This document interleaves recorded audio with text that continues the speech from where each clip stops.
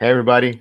Thanks for tuning in again for episode 7 of Breakpoint Now. We've come a long way. Like I said, I appreciate all you guys checking us out. Episode 7, man, it's been a dream. We're going to get into our next interview. Before that, just want to let you know again that we're a booking agency out in LA. We deal with a lot of like up and comers, and we also have a lot of legends on the roster too. But we'd like to introduce you to some of our breaking artists. So without further ado, we're bringing in my man Landon Wordswell, straight out of Albuquerque, New Mexico. Yo, what's up, Landon? How you doing? I'm good, man. How you been? I'm good. I've been all right, man. Is that the that's the Prince joint behind you? Yeah, man. Ooh, that's smooth. I like that. Yeah, you like that? Nice, man. I appreciate that. Yeah, of course, some of my favorite albums, man. Hell yeah. Yeah, man. So how have you been, man, during obviously all the stuff that's going on? How you kind of dealing with that? Man, to be honest, man, I want to say first, like, thanks for always texting me and stuff, man. You've been like through the whole time you've been hitting me up, and I really appreciate that, man. But you are, I've been all right, but I've been kind of like back and forth, wishy-washy with a little bit of this and that, like just like mentally and emotionally and stuff like that with it, just because not just the COVID stuff, but the George Floyd stuff. Everything's just a little bit too much right now. So like I'm looking at that, but I had some really cool stuff that come out of it. Like my mom's just came out. She flew out this week.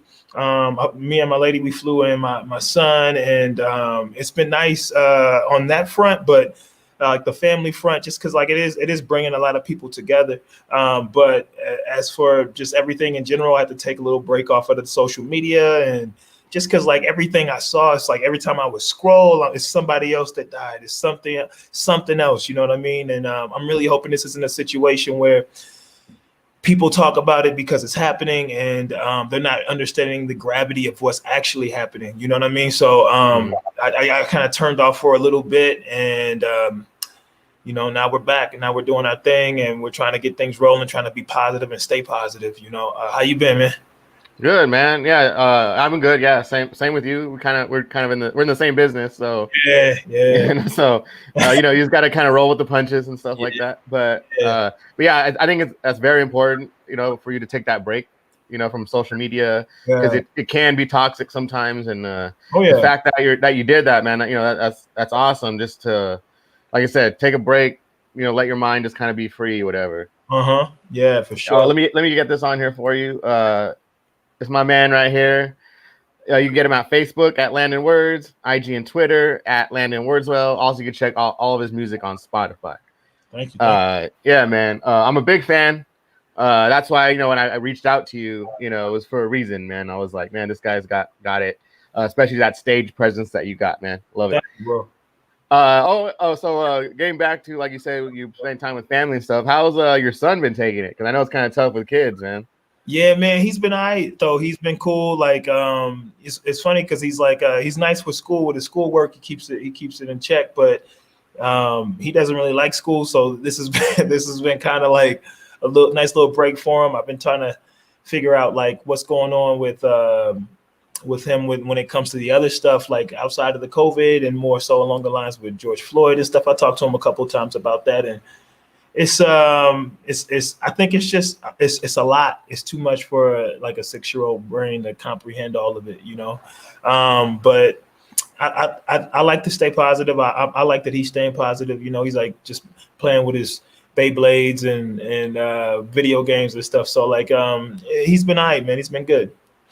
Good, man. Yeah. Oh, I've been there. I've been to the Beyblade route too, man. Hey, man, that stuff's fun. my son's 9, so your son's 6, right? Yeah, he's 6. Yeah. Yeah, for sure, man. Yeah, I've been through all of it, man. If you ever need any tips, man, let me know. I'm gonna hit you up. So I know you've been keeping busy. Like I said, we've kind of been talking a lot. You've been keeping busy in the studio, like extra time. Yeah. Can you like share something like what you've been working on, or like what's the plan of attack that you have? Yeah, man. I got an album that I'm putting out with the Don Avalar. Me and him. I mean, that's pretty much like you told me, like you were texting me, like, that's my go-to. That's my go-to producer, just because we vibe well, you know. Like a lot of times, a lot of producers, they hit me with a lot of boom bap stuff and a lot of jazz, hip hop, which is dope. I enjoy both of those. However, like I did that, you know what I mean? Like I'm trying to go do something different. So me and him, we kind of vibe that way. We're doing a lot of different things that are challenging my writing abilities and skill sets, that I've been enjoying. So I'm really excited to put this out and let people hear where it's going. Just because like the last album we did was something where we were just like, we were drinking tequila, we were eating food, and we were at his spot, and we were just putting songs together real quick. We put that last EP together in like 5-6 days. But this one is something that like we wanted to be a full length album. So we went hard on it, man. We ended up we've been working on this album for at least 8 or 9 months, maybe a year. And we recorded about 40 tracks for it, and we picked the best, what we think are the best 15 tracks, you know. So it'll be my first full-length album in about 3 years. So I'm excited about it, and I think the music is going to keep pouring out because of it. But yeah, the album's called I'm Tired. It kind of talks about a lot of different things. It talks about the COVID stuff. It talks about the George Floyd stuff. It talks about being Black in America and what that means. As to me, I can't talk for every single person of color, but I'm talking about things how it affects myself as a person who lived this particular life. You know, like I used to be I'm a military vet. I'm from the St. Louis area. So all these things kind of coincide with what I'm saying in these songs in this album. So that's what that album's about. Nice, man. Yeah, you know, that's whenever you drop something that comes from the heart, you know, it's a lot. You know, you can tell that's going to be like that heartfelt. You're really going to pour your words out, you know, through the music. You know what I mean? Sure, man. Emotion it drives a lot of the album, to be honest. Yeah, like me and like I talked to Don a lot. Rick, his name's Ricky, the Don Abelard. I talked to Ricky a lot about it beforehand, and I talked to him during it. Obviously, we, you know, it got to a point where like we were consoling each other. We were talking about things together. We were, you know, like my lady's always right next to me when we're recording too, for the most part. So like we're all just sitting here thinking about the things that I'm saying and what he's doing and what's going on around us. Like some of the conversations come directly 360 and land on the album. You know what I mean? So like it's something that I'm really proud of for many reasons, and that's one of them. You know? Yeah, definitely, man. Yeah, I can't wait to hear it, man. I really can't. I know you've been sending me like a couple songs here and there, man, but I can't wait till I hear that whole thing, you know, as a project, man. Yeah. Some of those didn't even make it, so yeah. But I'll send it to you, man. I'll send it to you pretty soon, actually. All right, sweet, man. Yeah. All right. So, you know, back in the day, like, when did you figure out that you wanted to do rap as a career? Like, what was that first like instant where you're like, this is what I want to do for the rest of my life? You know what, man? Ironically enough, on the album, there's a song called Middle School. It's about when I started rapping. I started rapping in middle school, basically. I used to freestyle and stuff before that with my buddies. But the day that I realized that I wanted to do it was with one of my friends. He's also, he's a really good friend of mine still. He's a business partner of mine. His name's Chris. And he used to talk to me back in the day. He used to just hype me. You know, you always had one of those homies that always hyped you up and gassed you up a lot. Yeah. He was mine. He was my homie. And he always talked about like, oh man, I'm gonna get my law degree, and you just keep rapping, bro. You get your rap on. Cause if anyone needs to be doing this, you need to be doing it. I'm like, all right, bro. And then, you know, like, that was in middle school. So like, you know, fast forward 15 something years later, he's got his law degree, and we're still working. We're still knocking things out the box. So like, I think that that's basically when I decided I wanted to do it. It's cool because my mom, she's always like, man, you've never really stuck to anything you didn't want to do. You know, like that's just not something you like. That's not a part of your personality. You don't stick to things you don't like, but you've stuck to this, and that's dope. And that's one of the things that I'm most proud of. To, you know, like if you hear my music, you know, my mom means like the world to me. You know, so like that's pretty much it, man. The middle school thing is where it's at, and the last track of the album is entitled that as well. Oh, word. Okay, cool, man. Yeah. Yeah, that's early, man. That's early on. Yeah. Yep. Cool, man. Yeah. So, like, what I noticed about you, you have like this distinct cadence in your rhymes, like that kind of like that rapid fire. You know what I mean? Like, how did you develop that skill? Because I mean, that seems like it takes some work. Yeah, man. I used to work on it a lot, man. It got to a point where I had some homies back in the day. Like I developed stuff like that when I was in college, and I had a homie. He was from Chicago, and he taught me how to kind of like rap a little bit quicker, a little bit more interesting, and stuff like that. But while I was in college, I had a minor in journalism, so when I was doing that, a lot of the things that were leading up to that were just taking classes on writing and writing exercises and stuff. And I had a lot of professors and teachers that taught me how to basically just make stuff that the human ear can hear and be like, whoa, this is intriguing, you know, not just for the fact that the words that are being said, but just like if you put things in certain patterns, it'll intrigue the ear automatically. And I kind of used to I used to wear that pattern out. So now I can just kind of play with it and do whatever I want with it. And it's been fun trying to experiment with it and trying to get better as an MC with that. But yeah, that's how I developed that, really. Yeah, man. Do you have like any like exercises that you do like just on your everyday life, like as far as, you know, like the voice, the breathing? And Well, no, man, I developed that also in middle school. I used to play the trumpet.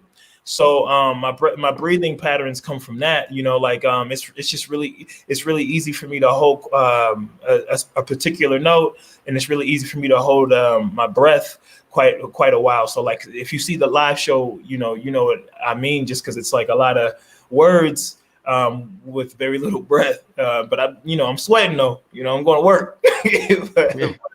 but it's something that it's been something that I've been doing since I was in middle school, you know? So yeah, I think the trumpet is the reason why the breath control is the way it is. Yeah. That's when I first saw you on the Metropolitan tour, actually. Yeah. You're with Sky Zoo and 60 East, Fillmore Green, man. That was an amazing show, man. Yeah, that's when I first checked you out, though, you know, and I was enamored by like like you said, your breath control and like, you know, your cadence and stuff like that. Oh, yo, thanks, man. Yes, it takes work, man. Sometimes, like, but if I get out of shape, it's over for me, bro. Like, but the thing is, you know, me and my lady, we've been hitting the gym a lot. I actually just lost like 20 pounds. But I've been making sure that it's mad healthy though. You know, like just keeping muscle and throwing away the fat, I guess. But yeah, man. So it's like I'm all in on it, man. When it comes to this hip hop stuff, I'm all in. Like, my body, my spirit, my mind, it has to be there to do stuff like that, you know. Oh, for sure, man. Yeah. That's what I appreciate about you, man. Like I can just tell that you're still a student too. Yeah, you know what I mean. Definitely. Yeah, and that's important. Heck yeah, man. All right, man. So you're like a touring animal. You tour. You know, if you could, obviously, right now can't do it, but like you tour like 8 months out of the year, probably, right? Like combined. Yeah. If you combine everything all together, man. I mean, it's usually closer to about 6 or 7, but yeah, it's a lot of touring, and you know what I'm trying to do. So, the thing is, man, like this little break is something that I really did need, man. I didn't notice how much this stuff was deteriorating my mental and my mentality and my emotional state of being and everything. You gotta really like have yourself together when you go out there. A lot of times when I was out there, man, I was out there for so long, and it got to a point where I was working at a job before and I was living check to check, and then I ended up working this, and now, you know, at that point I was living show to show basically. So and it'll mess with your mental state of mind. So I think that slowing down right now was probably one of the better things that I've done. But now I feel like I'm ready to do what I wanted to do, but better. You know what I mean? Like more precise. more clean, and more efficient. You know what I mean? Yeah, So I can imagine being on the road. I mean, you're probably not eating healthy all the time. You know, obviously, you know what I mean. I don't know, maybe drinking, like, you know what I mean, just partying and stuff like that. So I yeah, guess, yeah, it would be cool just to kind of just take a step back and just like chill and like get back to yourself. Yeah, absolutely, man. Yep. cool, man. All right, so you toured with like a bunch of like different artists, like some big names. Who are some of the guys that you've worked with? Ooh, just like touring wise. Yeah, touring. I did a really long stint of touring with Gifted Gab of Black Alicious a long time ago. I did quite a few European tours. One of them was with Artifacts, and I did a national tour with Sky Zoo, and I've done a lot of national tours with Sky Zoo. But the first time we met because we were hopping on the road with Talib Kweli, and that one was probably my favorite tour that I've Wow. ever. Yeah. And then me and Sky also went on the road. Obviously, when I met you with Elzai, which L is most likely one of the reasons why I enjoy rapping the way I rap. You know, that was a really big thing for me. But then like personally, you know, but so I mean, I've toured with quite a bit of folks. I'm learning now that it's something that you can use and utilize to go forward with your career, and let people know where you kind of stand with your with what kind of music you're making, and the caliber that you might be at, or at least be perceived to be. Yeah. But at this point, I'm kind of getting to a point now where, like I was saying earlier, like I'm cleaning up a lot of it. Like I'm just like, all right, I'm ready to rely heavily on myself, you know, and see where that goes. And as far as like touring with others, I love touring with other people. So I'm like, especially people I can learn from, just because like, oh yeah, and we toured with the Hieroglyphics before. That was one of the doper situations that I was in as well, just because I was able to see them, this group that I grew up listening to, and seeing how they got to where they are. And a lot of times when you tour with bigger artists, you can see where they are and understand why they are in that position, or why they might not be in the position they want to be in. And it's a really humongous learning experience. I think that is the best part about touring with bigger artists to me. Yeah. Yeah, man. I mean, right there, Talib Kweli, Hieroglyphics. I mean, Yeah. two really big names, man. Like in the game, you know what I mean, like of all time. So yeah, I'm sure you pick up like anything. Anything you can pick up, right? It's like I'll learn anything from you guys. You guys are always down to learn. people. Yeah, hell yeah. Sweet, man. Cool. All right. Well, how about you give us like a cool story or funny story from on the road? Ooh, so many stories. There's a story I talked about on my album that happened to me the first time I went to Europe. It was crazy. But there's so many different. I guess I'll just tell that one. Like there was a time I went out to Poland. We had this incredible show, man. It was dope. I went out there with my man Sammy, and he ended up getting drunk, and I was drunk at the time. I was really young though. I want to say I was like 21. And we moved from Poland. We went to the Czech Republic, and I was too drunk for my own good. And then at the end of the day, me and him got into it. We got like, just because I was just acting up, man. I was young and dumb. And long story short, I ended up losing all of my my identification and my money.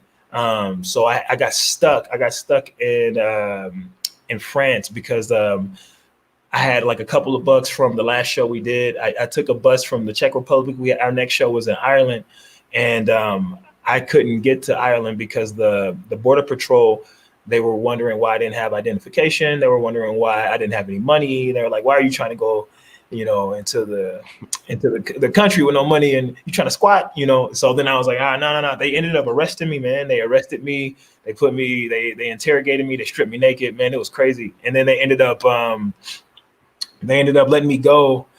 And once they let me go, I started walking to this mall, and I tried to hide in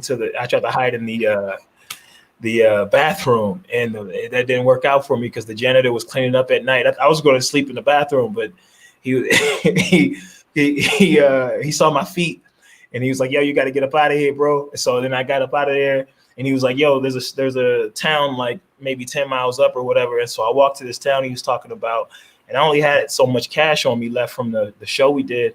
So I got a hotel. I spent all the bread on the hotel, and then I ended up staying outside because I didn't have any more cash. It was crazy, man. I was a mess. and then after I stayed outside for a minute, like a week. I ended up staying outside for a week, and people wouldn't help me. I was just asking them because I had money. I could wire myself money, but I couldn't find a Western Union. I was looking for a Western Union, and no one would help me because I didn't speak French. So wow. I ended up sleeping on the ground for like 7 days. I didn't have any food for like 7 days. I got real skinny. And this like African lady walked to me, and she was like, "Hey baby, what's going on with you? You all right?" And I was like, "Oh my God, English, like that's cool. Cause I can talk to you." And she was like, "Yo," I was like, "Yo, you know what a Western Union is? I don't need any money from you. I just need to get a Western Union." And she's like, "Oh, it's right around the corner. You should have just got up, walked around. You would have found it." And then I ended up finding it. And I made my way back home. I ended up having to cancel the rest of the trip, but I made my way back home though, man. And on that plane ride back though, man, I sat next to this dude. He was a journalist, like a full-on journalist, and at that time I was a journalist. I had a minor, I was minoring in journalism, and he talked to me for a while about my experience, and he was like, when you're a freelancer, because what it sounds like you're doing is basically like you're a DIY artist. I'm a DIY journalist. I used to be tough for me. You just got to stick this out, bro. And I looked up and I was just like, this is what I want to do. I'd be enough, So like that story has stuck with me for a while. Wow, man. That's wild. Yeah, it was crazy, bro. Man, for a week, man, that's crazy. Hey, you're a strong dude then, man. Bro, I got skinny. Yeah. Man. Cool, man.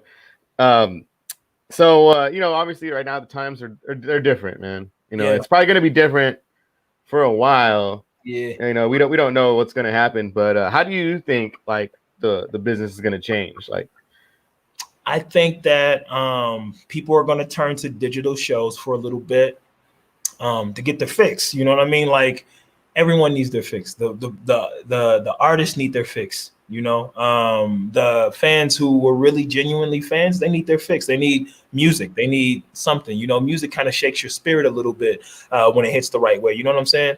So you can't just get rid of it. So I think that what's going to happen is I think digitally is where it's going to go. I don't necessarily think that that's going to be what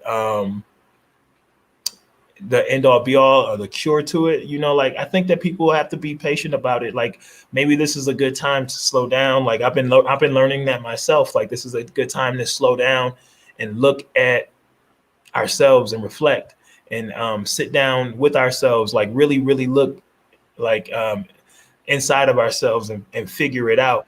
A lot of things are changing in my life because of that, and I'm grateful for it, oddly enough, because I didn't know I would feel that way ever, just because when it first started happening, like me and you were moving. We were about to start moving. Like we had a lot of stuff we were booking. And I thought that was just going to be what it was, and it wasn't. So now I'm kind of like, okay, well, how does this play out now? And I think that patience is going to be key. And while we stay patient, I also think that it's going to be something that if you're taking this time right now to work on yourself and work on your music and work on everything around you in your life, to make sure that by the time that you get the chance to do what you are already doing, whether that's work, whether that's art, whether that's anything at all, you're going to figure out a little bit better. I think this is going to better us in a way, you know what I mean? But as far as like where the music is going, yeah, I think it's definitely going to go digital, because where else are we going to go? You know, I know a lot of people are doing the live shows that are like kind of like you don't have any audience and stuff like that, which is dope. I think that's really dope because personally, sometimes I'll sit online and just look at people's live shows. That's like my favorite part about that, you know. So I think that might goes. Yeah, man, for sure. Oh yeah, man. Streaming. You heard Twitch? You heard of Twitch? Yeah, that's getting big. Like a lot of people just doing like live stuff on there. And like I said, we see it on IG all the time, especially with like the verses and all that. And then, like I said, people, man, they just want to see some live music, man. It's like, especially the people that love to like go to the concerts and whatnot. Like, you know, me, like I was going to a lot of concerts before the thing hit, and I know I would kill to pay like $10 for a beer right now, dude. Like, yeah, I feel you. You know what I mean? But yeah, so yeah, you recently did a song with Eddie Lion. Yeah. Called, Them, man. I love that song. You killed that. How did that come about? We made that song right when the Corona hit.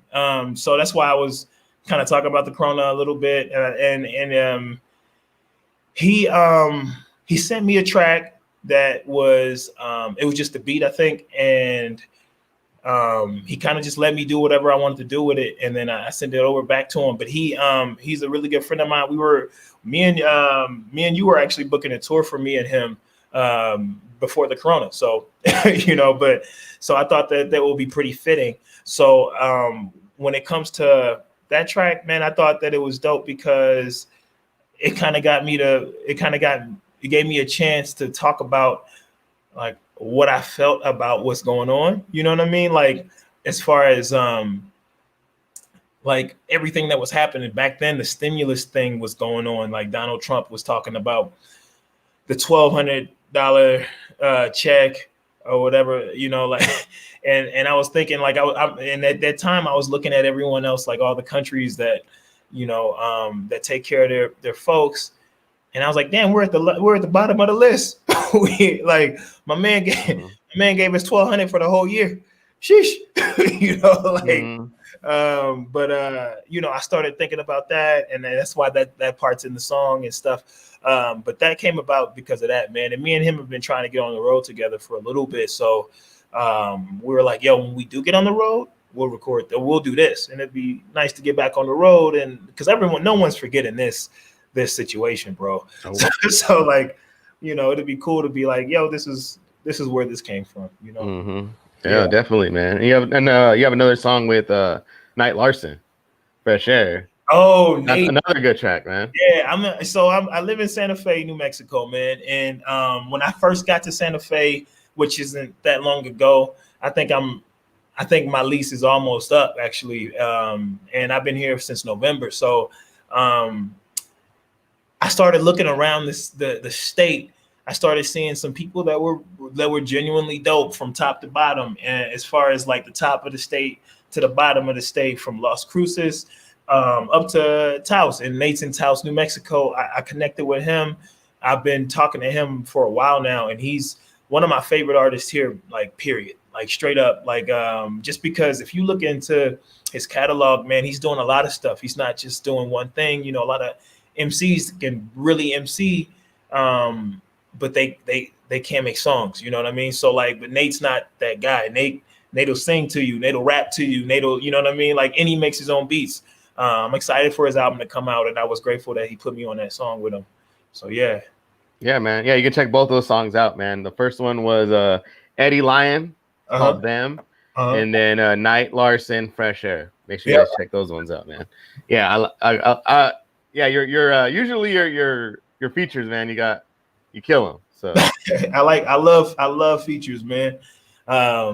Matter of fact, some of the features that are on my album, they push me to do better. Like my boy Mustafa, he sent me a verse because I like to I like to do a track and then give it to whoever's gonna be on the song, like with their open space, and I'll give them the beat too, you know. So we got a song, me and Mustafa, he's one of my best friends, and we've been doing music together since I moved to the Northwest, basically, and that was years ago though, you know. So he sent me back a verse where I was just like, whew.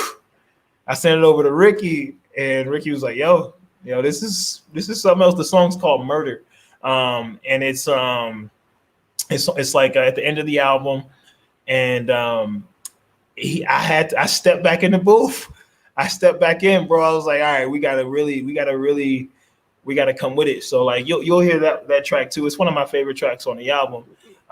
So I love features, man. I love working with other MCs because different styles just evoke different emotions, you know. Yeah, I know. Like I love when like rappers got to step back in the booth because that the feature just stepped up the bar. You know what I mean? Like I love that, man. Yeah, man. I was excited, man, because I feel like me and him been touring for so long, bro. Like when you say like, yo, you tour like 6-7 months a year. There was a time where me and Mo would do those tours together. A lot of cats don't know that he was there doing those things with me, but he was definitely there. Me and him were riding in the same Volvo together. We were knocking out tracks. We were going show to show, city to city. I mean, we've done shows from Oregon all the way over to like, Portland, Oregon to Portland, Maine, and together, you know what I'm saying? So like, we've seen the trials and tribulations that come with that. And I've seen this dude just like become an incredible MC during the process, So I'm excited about that feature, and I'm excited about him making me get back in the booth. Like, yo, you got another verse, bro. Mm-hmm. That's sweet, man. Oh, you're from or you lived out in the Northwest. I'm actually from Washington.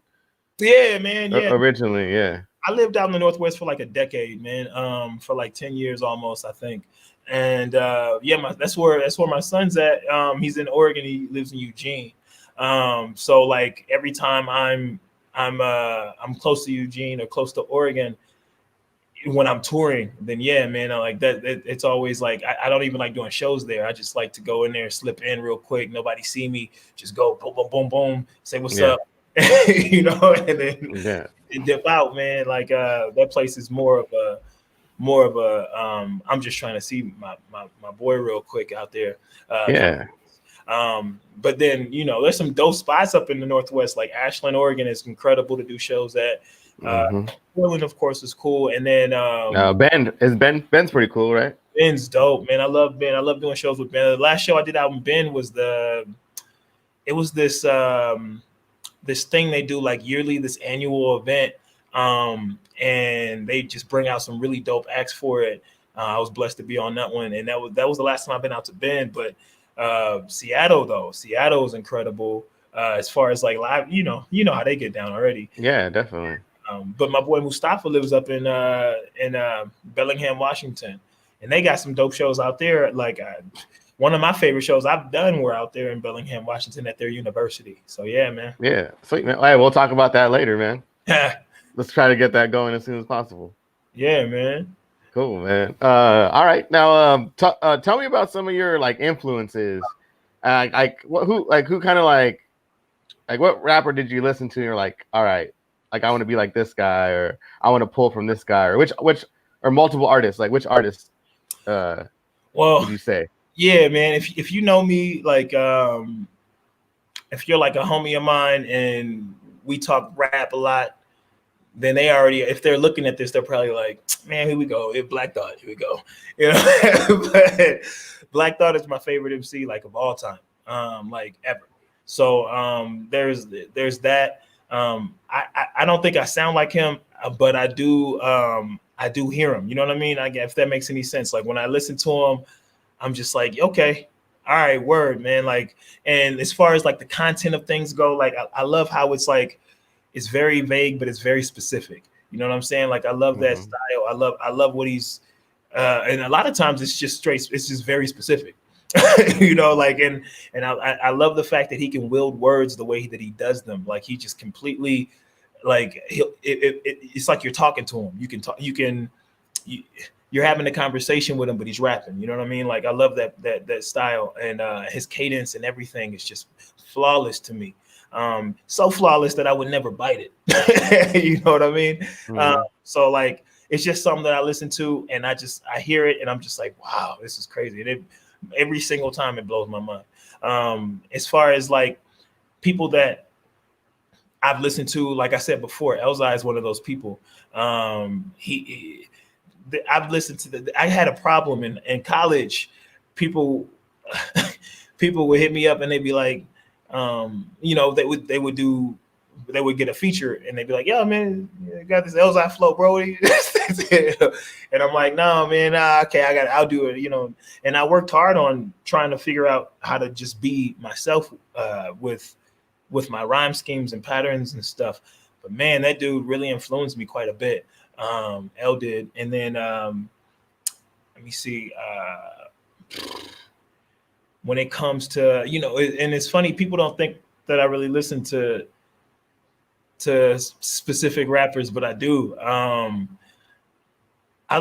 love Ludacris, man. Like I have no, like, who doesn't love Ludacris, man? Bro, I never really talked to people about that, but I love Luda, man. I think that this dude's ability to create a song is almost unmatched. And then when it comes to just he'll do different types of flows in any point of the song. He'll rap your head off and then he'll slow it down real quick. You know what I mean? Like that's like, but the transition of it'll be just seamless. So I love that. And like, so those are people that like, I don't listen to Ludacris a lot, but I grew up listening to him a lot. I'm from the St. Louis area, so I grew up listening to a lot of party music. I grew up listening to Nelly, you know what I mean? And people say what they need to about Nelly, but my man can make a song, bro. Like, hey, country grammar. Yeah. I don't care. Anyone says country grammar is a classic. Bro, my man can make a song, man. Yeah, absolutely. But right now, like, yeah, I like a lot of different MCs that really that are spitting though. Like JID. JID is an incredible MC. Benny the Butcher is an incredible MC to me.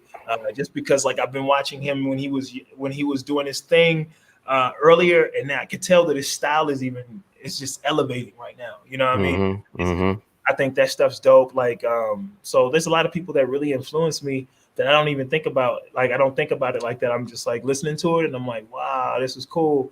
And it makes me want to get into the booth, So like, there's a lot of people like that for sure. Yeah, man. That's cool, bro. Like, yeah, I could tell now that you mention it, I can sense a little Black Thought in your rhymes and a little bit of Elzai. Now, I didn't think about it before, but I love those. Those are my two favorite MCs, like pretty much bar none, man. Yeah. Yeah. Oh man, and Black Thought, man, he's he's always been dope, but like I feel like now he's just like, man, he's just taking his game. Like he did that album with Ninth Wonder. Oh yeah. It was just like, my God, like, are you kidding me? That blew my mind. Yeah, man. And Ninth Wonder is one of my favorite producers. So like those two together, it just made magic. Thought, man, he's been utilizing his platform for so much right now, bro. This dude is like it's so much past an inspiration at this point. This dude is like he's doing plays, like he's making scores. You know what I'm saying? Like it's just crazy. He's on like I'm like, oh shoot, you can do a lot with hip hop. Like, and he's showing us that you can do it. You know what I'm saying? Like, yeah.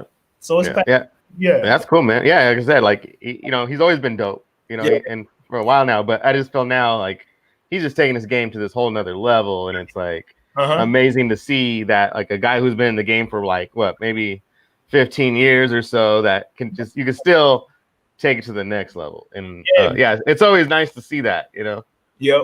And then Killer Mike, man, huge influence. I love Killer Mike. Yeah. I love Killer Mike. I mean LP too. I love their whole group. I love that, man. Like the fact that they're doing what they're doing. Like if anything, me and Ricky, the Don Avillard, we look up to them a lot more than anyone else. Like as a duo, you know what I'm saying? Like just because it's the content's on point, the music is incredible. Like they don't really spit whack verses. So like, you know, right, yeah. and it's inspirational. They're at the top of their career at the latest, like, you know, like they've been into the game for a minute, you know. So I think they're both in their 40s now, and they're still just at the top of their game. Yeah, that's what's crazy, man. That's what's crazy. You can still evolve with rap. You know what I mean? Yeah. It's not. It's more than just party music now. You know what I'm saying? Like, Yeah. it's important for it to evolve into an actual genre that people actually respect. You know, you be able to do. I don't have a problem with party music either. I think that that's essential, but you have to be able to, like, it has to have everything inside of it. You can't just go to this genre for one particular thing. You know what I mean? But yeah, so, you know. Yeah, it goes like along with rock, right? You know, there's different types of rock. You know what I mean? And yeah, it's the same thing. It should be kind of viewed the same way. Like, you don't have to be like, I hate rap because the club music. No, man, we got like everything, you know? Yeah, you got everything you need. You know what I mean? Yeah. I'm with it. Yeah. Cool, man. All right. So like I said, I want to kind of show off your cadence a little bit. Okay. Can you spit something for us a little bit? Like kind of show your wordplay and whatnot? Like I was saying, man, I've been so rusty because I've been out of practice for a minute, but you know, I'll be all right. You know, I'll throw an old verse out there real quick. Some of the homies that are watching this, they probably have heard this before, but the people who haven't, you know, the people who are out there who never heard of me, man, I would love for you to hear this verse. It's one of my favorite ones that I wrote a while back. So check it out. Hold on, man. Hold on 1 second.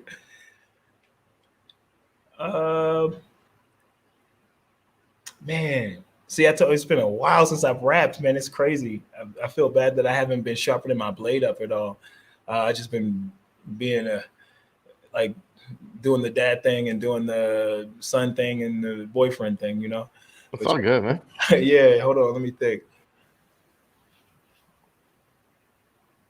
Oh man, I can't. Let me get back to you on that, man. All right, it's all good, bro. It's all good, man. All right, let's have some fun here then. Okay. What we're gonna do some rapid fire questions. Okay. I'm gonna ask you a question, and the first answer that comes to mind, man, you let me know. All right. Your favorite place to eat? Ooh, man, anywhere with sushi. I don't know, man. All right. So favorite food? Sushi. Yeah. Yeah. All right. Your dream car?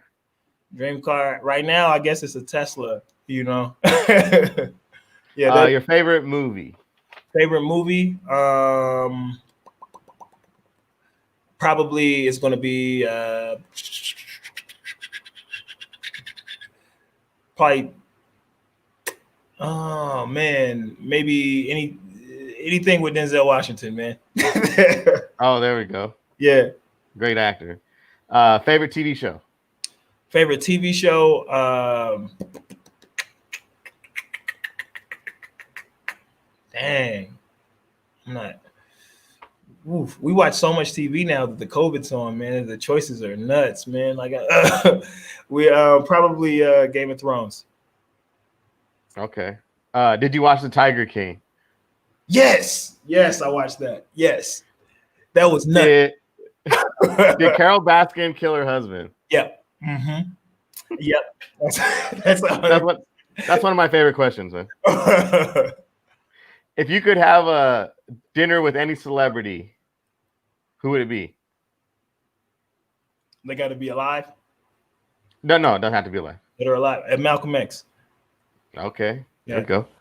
Does pineapple belong on pizza? No. There we go. You eat pineapple with pizza? I know. I agree with you. Bro. Woo. I agree with you. I thought we had to do something, bro. Favorite day of the week? Favorite day of the week? Probably Friday or Saturday, man. Yeah, probably Saturday. Your favorite color? Red. Your celebrity crush? Hopefully your girl's not watching right now. She is, and even if she wasn't, it'd be her. Oh, your girl? All right. Yeah. Oh, come on, give me a real one. Give me a celebrity crush. That's it. All right. Your biggest fear? My biggest fear? My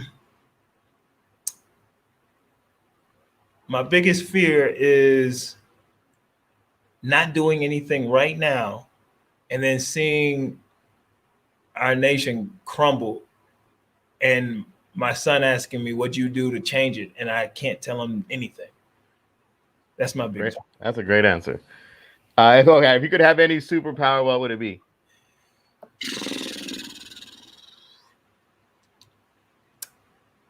Superpower. It would probably be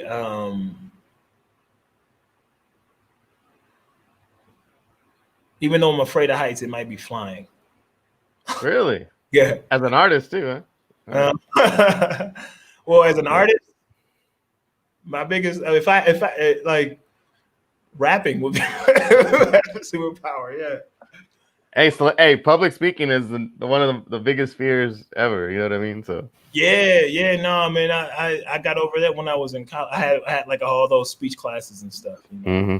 All right, man. Well, thank you, man. I appreciate you having some fun with us and letting us know about a little bit about you. Like I said, we appreciate you here at Breakpoint Booking, man, and we'll just gotta wait it out and then see what we can do. But we loved having you on today, and thanks for letting us know, man, what you got going on and stuff. Yo, no doubt. Thanks. I appreciate you, man. Thanks for having me. All right, man. Much talk. Yeah, we'll talk later. All right. Peace. All right, there you have it. Episode 7 in the can. Thank you for checking us out again. Landon Wordswell, pretty awesome dude. Make sure you check out his music. All the links are down there. Check him on Spotify. Hopefully we'll get him out live pretty soon. In the meantime, man, you can check us out at breakpointbooking.com, on Facebook, at breakpoint.booking, IG at breakpointbkng. You can follow me on IG if you'd like, jesse.breakpoint.booking. I'll be doing a lot more of these. But thank you so much. We appreciate you, and you guys stay safe and sane, and we'll talk to you next time. All right, guys. Bye.